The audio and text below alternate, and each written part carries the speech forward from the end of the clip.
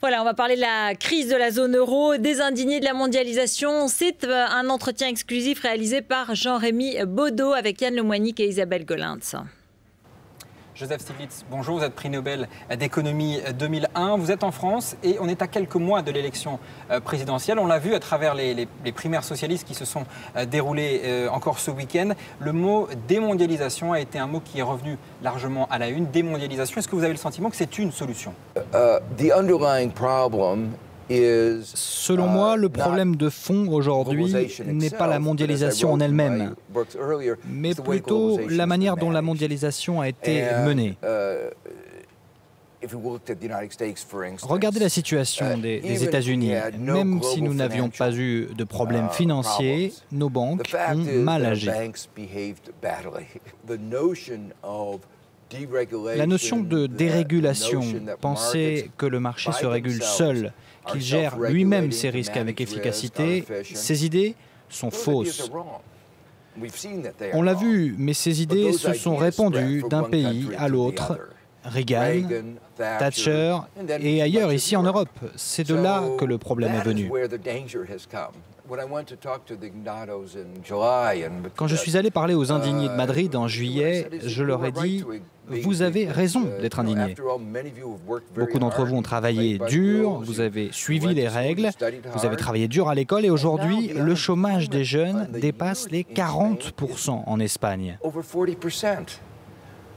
Les chances de décrocher un travail dans les 2 ou 3 ans sont faibles. Ça n'est pas comme ça que le système devrait fonctionner. La mondialisation a diffusé l'idée que les marchés seuls allaient régler ce problème. C'est là que la mondialisation a échoué. Si notre système économique ne sert pas les 99% de la population, ça ne marche pas. Pour moi, si notre système économique ne sert pas le plus grand nombre, c'est qu'il échoue. En fin de semaine se tiendra un Conseil européen à Bruxelles. On annonce déjà de grandes décisions concernant notamment la Grèce. Quel regard est-ce que vous portez sur la manière dont l'Europe a géré cette crise de la dette? Je pense que l'accord trouvé en juillet est un bon accord.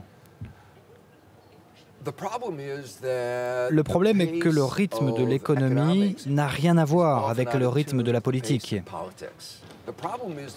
Nous avons relâché des forces économiques qui peuvent bouger si vite qu'avant même la signature des accords politiques, eh bien, les problèmes économiques ont changé.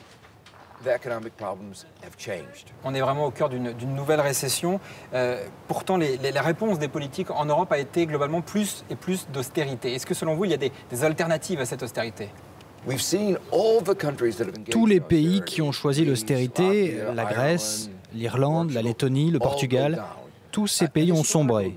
Et ça s'est vérifié à chaque fois par le passé. Ça n'est pas nouveau. C'était attendu et ça s'est passé. L'alternative est très claire. Si vous dépensez votre argent en investissement, alors vous stimulez l'économie aujourd'hui et vous faites croître l'économie demain. Vous avez plus de revenus aujourd'hui et vous avez plus de revenus demain.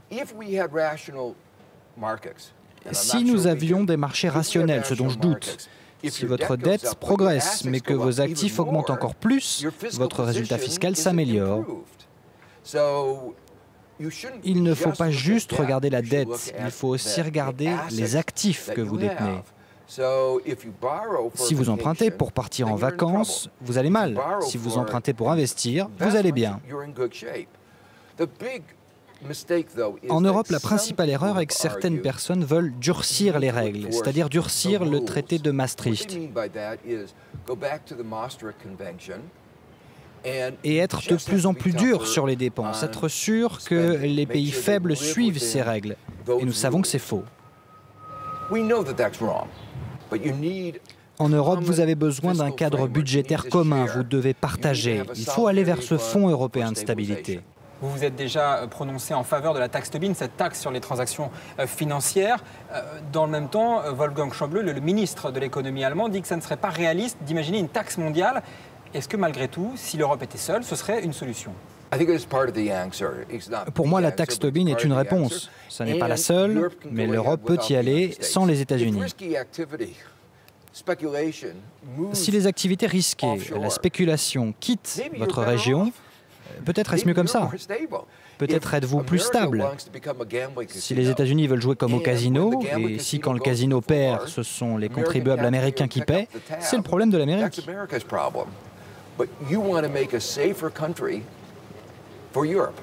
Ici, si vous voulez avoir une Europe plus sûre, votre première responsabilité, c'est de protéger votre citoyen et vos entreprises contre la volatilité d'où qu'elles viennent. C'est là votre première obligation. Joseph Stiglitz, merci beaucoup. Merci d'avoir répondu en exclusivité à BFM TV.